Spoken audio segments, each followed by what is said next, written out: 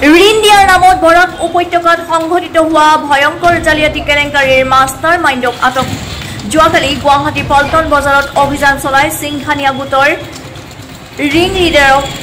গ্ৰেপ্তাৰ কৰে আৰক্ষীয়ে ধৃত ব্যক্তিজনৰ নাম হিমন্ত কুমাৰ গগৈ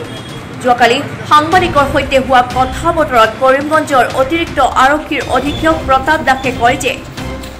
534-24 নম্বৰত এটা গোচৰ ৰুজু কৰি তদন্ত কৰা হৈছে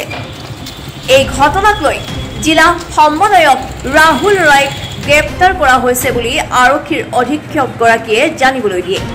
তদন্তত দেখা যায় যে হেমন্ত কুমাৰ গগৈয়ে কেলেংকাৰীৰ মাষ্টাৰ মাইণ্ড আছিল অতিৰিক্ত আৰক্ষীৰ অধীক্ষক প্ৰতাপ দাসে কয় যে এই ঘটনাৰ সৈতে জড়িত কৰিমগঞ্জ জিলাত এতিয়ালৈকে 3জন লোকক গ্ৰেপ্তাৰ কৰা হৈছে আৰু কৰিমগঞ্জ জিলাত আৰু অধিক গ্ৰেপ্তাৰ হোৱাৰ সম্ভাৱনা আছে বুলি এএছপি প্ৰতাপ দাসে কয়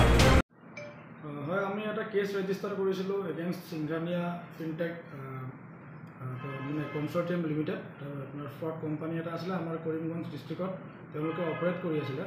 তো আমি ইতিমধ্যে এটা কেছ ৰেজিষ্টাৰ কৰিছিলোঁ তেওঁলোকৰ ওপৰত cash number 534/2024 under section 120B 420/406/409 IPC read with section 21 under bracket 1/21 under bracket 2/21 under bracket 3 of the banning of unregulated deposits act 2019 আৰু ইতিমধ্যে আমি তেওঁলোকৰ যে ডিষ্ট্ৰিক্ট কোঅৰ্ডিনেটৰ আছিলে কৰিমগঞ্জৰ ৰাহুল ৰায় তেওঁক আটক কৰিছিলোঁ তাৰপিছত আমি তেওঁলোকক গম পাওঁ যে তেওঁ এটা আপলিংক আছে যিজনে মানে গোটেই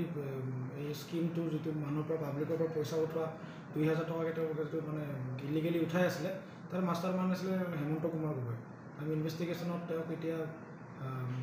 এপ্ৰিহেণ্ড কৰিবলৈ সক্ষম হৈছোঁ তেওঁক আমি গুৱাহাটীৰ পল্টন বজাৰ টিবেট লজৰ পৰা আমি তেওঁক এপ্ৰিহেণ্ড কৰিছোঁ আৰু আটক কৰি তেওঁক এতিয়া আমি সোধপোছ চলাইছোঁ ইতিমধ্যে আমি গম পাইছোঁ তেওঁ